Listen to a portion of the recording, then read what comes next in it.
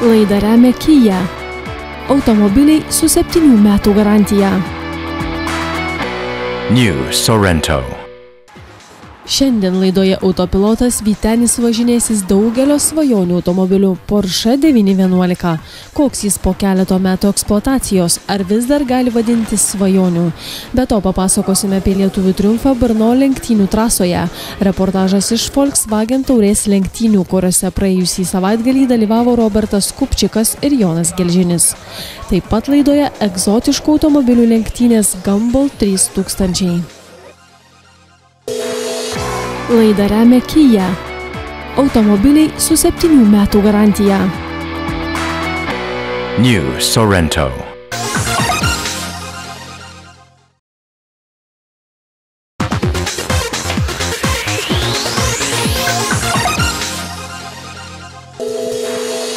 Laidą remia Kia. Automobiliai su 7 metų garantija.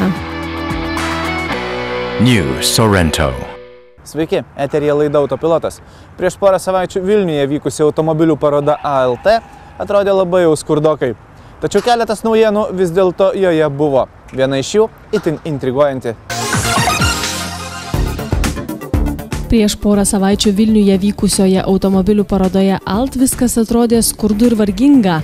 Dalyvavo vos vienas kitas automobilių pardavėjas, tačiau naujienų buvo, o viena itin įdomi. Lietuvoje debiutuoja nauja automobilių markė, tai Cadillac. Į Lietuvą ją importuos įmonė Kia Motors. Parodos metu demonstruoti 3 šios amerikietiškos markės modeliai. Tai itin prabangus ir žvaigždžių visame pasaulyje labai mėgiamas padidinto pravažumo automobilis Escalade. Dar publikai parodyti kiek mažesnis visureigis SRX ir šiais metais metų automobilio titulą Amerikoje gavęs ATS. Automobiliai nėra pigus, tačiau tiems, kam vokiški premium automobiliai įgryso iki gyvo kaulo, tai taps puikia alternatyva. Deja, šie automobiliai pasiskolinti iš Estijos ir ten pat po parodos iškeliavo. Pirmieji lietuviški turėtų pasirodyti netrukus. Be to, Vilniuje debiutavo triduris Kia Proceed modelis bei padidinto pravažumo automobilio apsimetantis Renault Captur. Jis varomas tik priekiniais ratais. Kiek anksčiau pristačiau Porsche automobilį, kuris labiau skirtas moterims. Tuo tarpu dabar tikras vyriškas žaisliukas Porsche 911.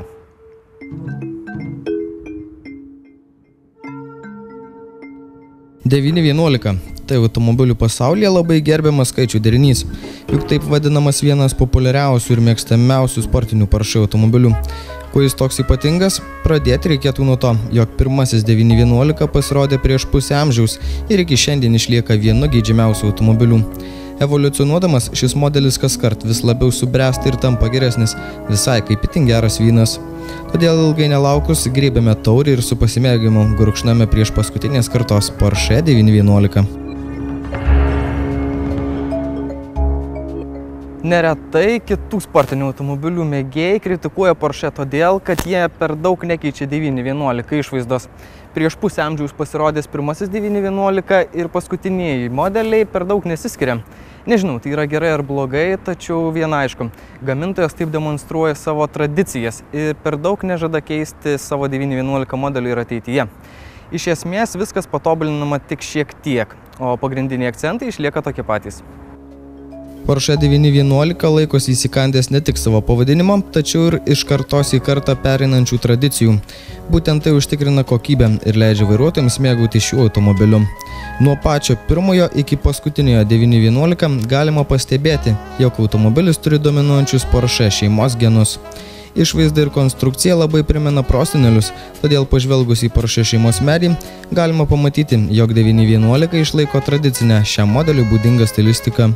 2 durų kupė kėbulas neprimena jokio kito gamintojo formų. Aštrus priekis, kiek švelnesnė ir nuožulnesnė galinė automobilio dalis. Šio automobilio silueto nesumaišysite su jokiu kitu. Tai vokiškas automobilis, todėl nemanykite, jog dizainas eina priekyje technologijų. 911 išvaizdos bruožus lėmė automobilio konstrukciniai ypatumai. Kartais 911 yra pašiepiamas dėl savo konstrukcijos ir yra vadinamas tiesiog labai galingu vabalu. Kodėl? Todėl, kad kaip ir legendinis Volkswagen Beetle savo variklį turi gale. Tuo tarpu priekyje yra vieta susikrauti bagažui. Būtent tai, jog automobilio variklis sumontuotas už galinės ašies, privertė dizainerius nupiešti tokį siluetą, kuris suformavo 911 išvaizdos pagrindus ne vienam dešimtmečiui į priekį. Iki šiol automobilis išlaiko pagrindinę filosofiją ir niekas radikaliai nesikeičia. Variklis gale, vieta bagažui susikrauti priekyje, o viduje teoriškai 4, bet praktiškai tik 2 sėdimos vietos, kuriuose įsitaisius galima paragauti labai smagių emocijų. Tokia konstrukcija naudojama ir legendinime Volkswagen Beetle, todėl ir 911 neretai vadinamas galingu vabalu. Dėl to stebėtis nereikėtų, juk tiek vieną, tiek ir kitą automobilį projektavo tas pats žmogus – Ferdinandas Porsche. Dėl savo konstrukcijos ypatumų, 911 yra ne tik kiek kitaip atrodantis, tačiau ir savitą valdymo charakterį turintis automobilis. Dėl gale sumontuoto variklio, automobilio priekis yra lengvas, todėl važiuojant į staigesnį posūkį jis linkęs lysti. Norint to išvengti, priekinio automobilio dalį reikia apkrauti pristabdant. Kai pagaliau prisijaukinate šį automobilį, jūsų laukia patys geriausi patyrimai. Susibendravus su šiuo sportišku vokiečiu, jis tampa labai paklusnus ir malonus vairuoti. Vairo mechanizmas preciziškai tikslus, todėl kiekvienos jūsų komandos automobilis klausys kaip gerai išdresiruotas vokiečių aviganis. Bėgių perjungimas itin tikslus. Būtent todėl šiuo automobiliu malonu važiuoti ne tik azartiškai, tačiau jis labai draugiškas ir važinėjant mieste. Kiek pavažinėjus Vilniaus gatvėmis darosi akivaizdu, jog ne veltui Porsche vairuotojai teigia, kad 911 yra kasdieniškas sportinis automobilis. Manevruoti juo nesudėtinga, kelio nelygumus važiuoklė taip pat sugeria neblogai. Žinoma, važiuoklė kieta ir didesnės duobės juntamos labai stipriai. Nors stuburas nesulūš, tačiau kentėti teks. Visai kita istorija, kuomet išvažiuojama į siaurą, vingiuotą ir lygų užmiesčio kelią, kur kyla noras akseleratorių paspausti iki galo ir mėgautis automobilio sportu. Ištrūkęs iš miesto, automobilis parodo savo sportišką charakterį. Posūkiai veikiami labai tiksliai ir valdyti jį tikras malonumas. Esant reikalui nebus sunku ir sustoti, nes automobilis turi labai efektyvius stabdžius. Tik nepamirškite, kad norint, jog jie veiktų itin efektyviai, juos reikia šiek tiek pašildyti. Bet kokiu atveju, tokiu automobiliu privalo pasivažinėti visi, kurie kraujyje turi bent šiek tiek benzino.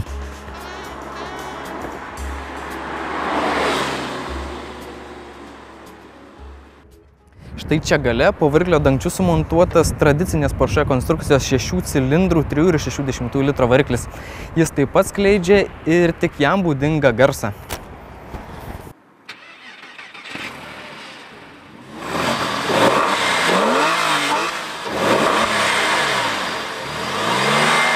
Po variklio dangčiu spurda 6 cilindrų variklis, kuris ne tik skleidžia malonų garsą, tačiau yra ir itin energingas. 325 arklio galios leidžia mėgautis greitų sportu ir nuo 0 iki 100 km/h 911 įsibėgėja per 4,5 sekundės.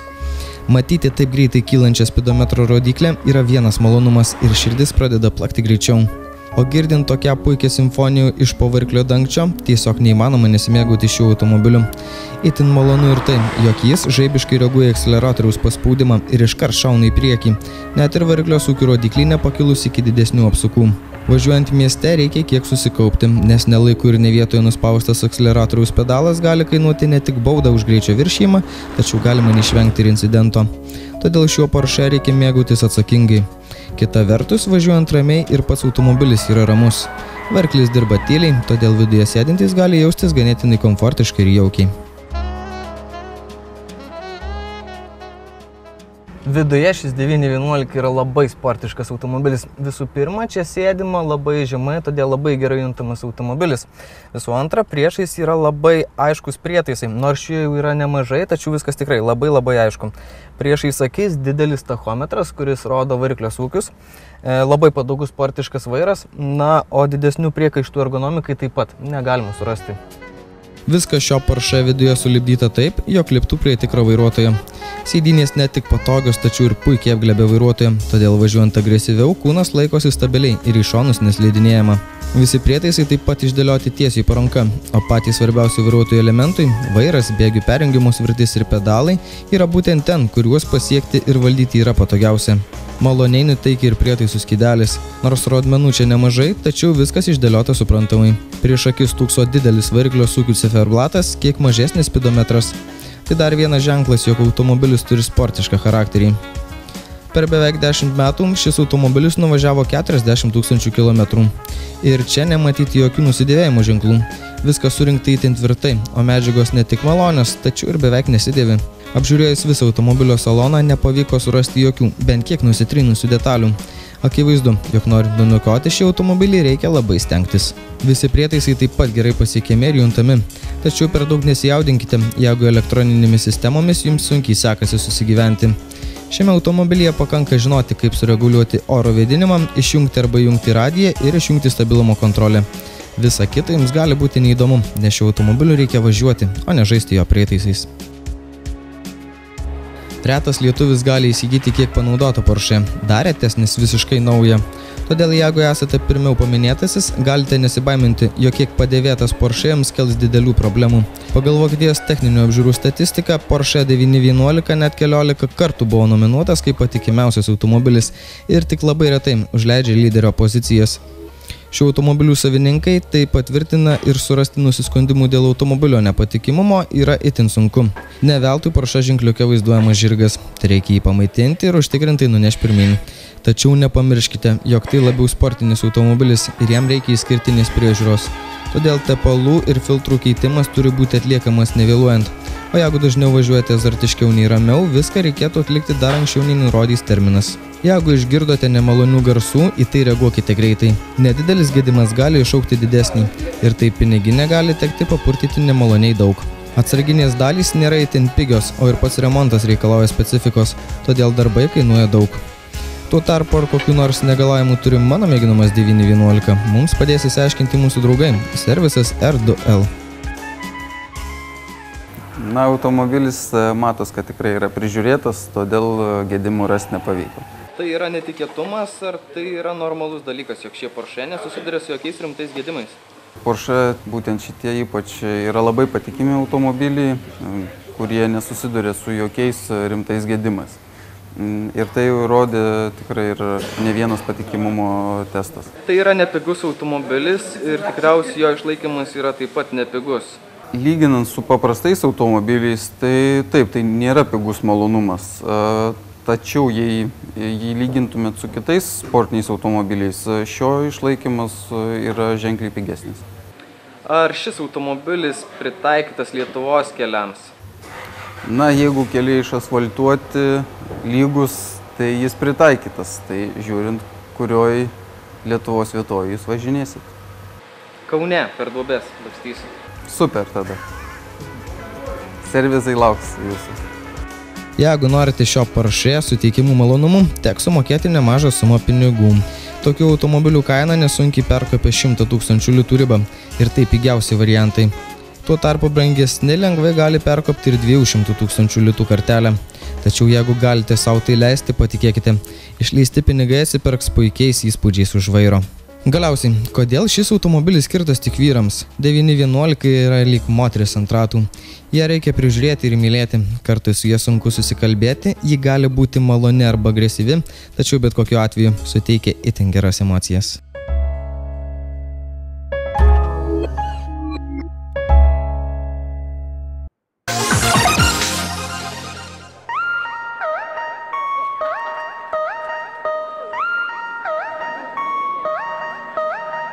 Trečiadienį Vilniuje į centrinę miesto aikštę rinkosi egzotiški automobiliai iš viso pasaulio. Per Lietuvą pralėkė Gumball Rally 3000. Egzotiškų automobilių ralis Gumball 3000 rengiamas kasmet vis kitoje šalyje. Šiemet šis turtingų snobų pasilakstymas brangiais automobiliais jau antrą kartą atkeliavo į Lietuvą. Prieš 10-metį Gumball dalyviai nakvojo viešbutyje netoli Vilniaus, o šiemet jie mūsų sostinėje pabuvo vos keletą valandų.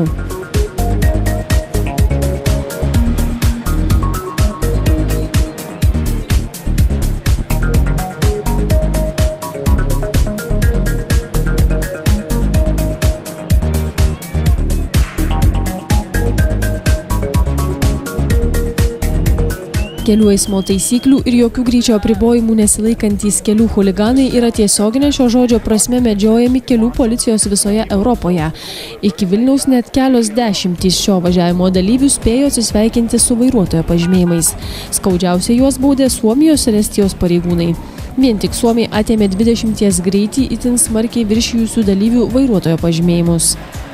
Nukentėjo ir vienas automobilis. Latvijoje buvo smarkiai apdaužytas vienas Ferrarių. Šiame pasivažinėjime dalyvauja turtuoliai iš viso pasaulio, tarp kurių ir nemažai žinomų asmenybių, tokių kaip aktorius Davidas Hasselhoffas ir dainininkas Davidas Guetta.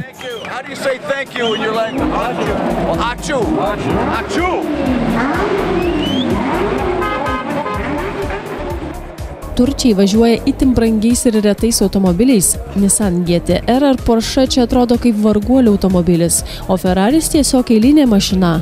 Gumball 3000 dalyvių parke ir unikalios mašinos. Gaila, kad iki Vilniaus neatvažiavo Batmano mobilis, jis sugedo pakeliui. Tačiau Vilniuje apsilankė gatvėms pritaikytas vienetinis Audi prototipas, pagamintas iš Le Mano lenktynėse naudojamos mašinos, itin retas McLaren modelis, kurių pagaminti tik 75 vienetai. Ir dar keli vienetiniai automobilių modeliai.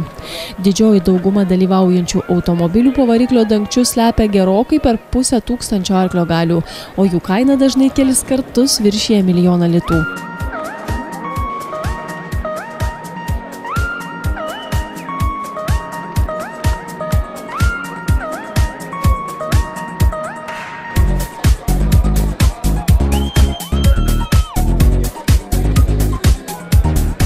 Arogancijos nestokojantis pasivažinėjimas prasidėjo gegužės 19 dieną Kopenhagoje ir tęsis savaitę. Gumball 3000 dalyviai aplankys 13 šalių ir pravažiuos net 5000 km. Galutinis šio pasivažinėjimo tikslas – šį savaitgalį Monake vykstančios pirmos formulės lenktynės, kurias žada stebėti visi sugebėję pasiekti Monaką.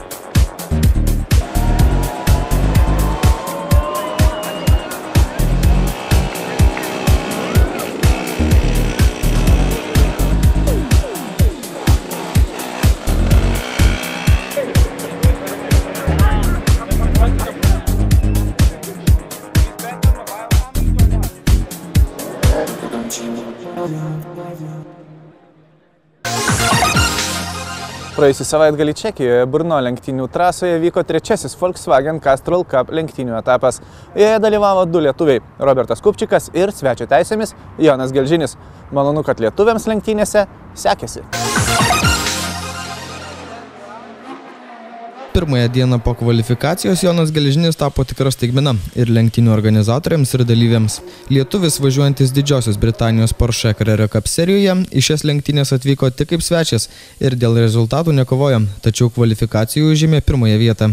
Nepaisant to, kad Jonas jau seniai važiavo priekiniais ratais varomų automobiliu, jis greitai prisitaikė prie Volkswagen Golf. Galvojau, bus truputį sudėtingiau man perprasti automobilį, nes iš tikrųjų gal nuo tada ir nevažiavau priekį varomą mašiną ir visada važiavau tik su Porsche ir vairavimo stilius iš tikrųjų labai skiriasi. Bet turėjau 30 minučių treniruotės, pirmoji sekėsi sunkiau, antroji jau perpratau automobilį. Tuo tarpu kitas lietuvis Robertas Kupčikas kvalifikacijoje liko 4. Tokiu rezultatu Robertas nebuvo itin patenkintas, nes galėjo pasirodyti kur kas geriau. Greitame rate padariau klaidelę, kurį lėmė man gal pusę sekundės, tai va dėl to esu nusivylęs, bet ta 4. vieta nėra blogai, 2. eilė starte ir iš vidinės trasos dalies startuoju, tai pirmas posūkis man gaunasi kaip ir privalumas. Robertui nepavyko pravažiuoti greito kvalifikacijos rato, sutrukdė trasoje dar tik padangą šildantys priešininkai. Antrą kartą situacija pasikartoja, o trečiame rate padangos jau neturėjo tokio gero sukibimo. Nepaisant to, lietuvių stovykloje po pirmosios dienos vyravo teigiamos emocijos. Tuo tarpu lenktynėse kitą rytą viskas apsivertė aukštyn kojom. Jonas startavo iš pirmosios pozicijos, tačiau iškart po starto nusirito į rikiuotės galą.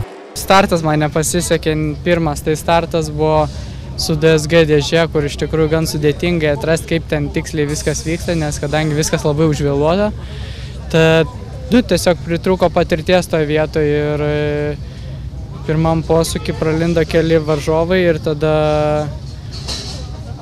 gavosi taip, kad pradėjo visi lyst. Jonas nesitikėjo, kad priešininkai taip agresyviai lys ir stengsis užimti kuo geresnės pozicijas. Kita vertus, jis dėl taškų nekovoja ir per daug nesijaudino, stengėsi važiuoti savo tempu. Galiausiai pasibaigus pirmam važiavimui, Jonas užėmė 9 vietą ir tai tapo nedideliu nusivylimu, nes po pirmųjų lenktynių finišo pirmųjų 8 lenktynininkų pozicijos sukeičiamos atvirkščiai, tad Jonui pritrūko 1 vietos, kad antros lenktynėse galėtų startuoti pirmas. Jeigu būčiau finišavęs 8, galėčiau vėl startuoti iš priekio. Manau, startas dabar būtų tikrai daug geresnis. Tuo tarpu Robertas galėjo džiaugtis. Po nesėkmingo sezono starto, kai pirmuose etapuose pavyko surinkti tik 20 taškų, Čekijoje jam nusišypsojo sėkmė ir pirmuose lenktynėse jis iškovojo pergalę. Po finišo Robertas neslėpė džiaugsmo. Pirmieji 2 etapai tokie nesėkmingi buvo, tai ilgai laukiau už tos akimirkos. Gavosi viskas puikiai, kaip ir planavau. Planavau pirmam posūkį apsilenkti bent vieną konkurentą, o po to jau su kitais tvarkytis. Tai labai gerai kažkaip tai susiklostė. Pirmuose etapuose Robertas dažnai įsiveldavo į incidentus, todėl Čekijoje jis stengėsi būti kiek įmanoma atsargesnis. Tačiau kovojant dėl pirmos pozicijos teko kiek pasistumdyti. Kaip tikėjausi, taip ir gavosi. Iš tikrųjų, vieną kartą negražiai labai stumdelėjo lyderis, kai jį bandžiau lenkti. Kai tiksliau jau buvau aplenkęs. Teko grįžti atgal į antrą vietą, bet paskui štai kliūdė turbūt iš tų nervų padangas, susigadino kažką tais automobilyje, tai gal čia lėkimo pirštas, kaip sakoma, tasai. Tačiau džiaugtis dar per anksti. Reikėjo susikoncentruoti į antras lenktynės. Antrose lenktynėse Robertas startavo iš 8 pozicijos, o Jonas šalia iš 9. Abu sportininkai startavo neblogai, tačiau Jonas ir vėl nesivėlė į aštresnę kovą. Važiavau labai atsargiai, nes jie esu GVS driveris ir nenoriu sudaužyti mašinos ir įdomu, kaip jie tada į mane žiūrėtų ir reaguotų ir ar daugiau norėtų, kad aš čia pasirodyčiau ar ne. Tuo tarpu Robertas Kupčikas stengiasi iškovoti kiek įmanoma daugiau taškų, todėl kovoja dėl kiekvienos pozicijos. Galiausiai antrose lenktynėse jis finišavo 4, vos per plauką atsilikęs nuo 3 vietos. Sunku startuoti iš 8 pozicijos, kai labai tas 8-ukas yra labai tikrai greitų ir stiprių sportininkų, sunku jos pralenkti, nėra taip paprasta, kad 1-2 pralenkia. Su kiekvienu sugaišti po kelis ratus, kol prasilenki, kol ką ir kol dasigavau iki tos 4 vietos, jau praėjo didžioji dalis lenktynių, tai liko porą ratų kovoti su 3 vietoje esančiu, tai neužteko. Neužteko, bet buvau labai arti ir realiai turbūt pritrūko 1 ratą, kad užlipčiau ant 3 pakilos. Tai buvo puikios lenktynės Robertui ir iškovojęs 94 taškus, bendroje įskaitoje jis pakilo į 8 poziciją. Nuo pagrindinio varžovo jis atsilieka 99 taškais, todėl kiekvienose lenktynėse turi važiuoti greitai ir stabiliai. Juo labiau, kad pagrindiniai varžovai taip pat nesnaudžia. Tikėkimės, jog Robertą bent nuo Čekijos etapo pradės lydėti sėkmė. Kitos Volkswagen Castrol Cup lenktynės vyks Lenkijoje, Poznanės automobilių žiede. Čia sportininkai į kovą stos birželio 21-22 dienomis. Na kągi, šiandien tiek. Likite su Baltijos televizija ir vairuokite saugiai. Nu, mes pasimatysim kaip visada, lygiai po savaitės, tuo pačiu metu. Iki. Laidą remia Kia. Automobiliai su 7 metų garantija. New Sorento. Laidos draugai R2L, jūsų patikimas partneris. Bridgestone, jūsų kelionė, mūsų aistra.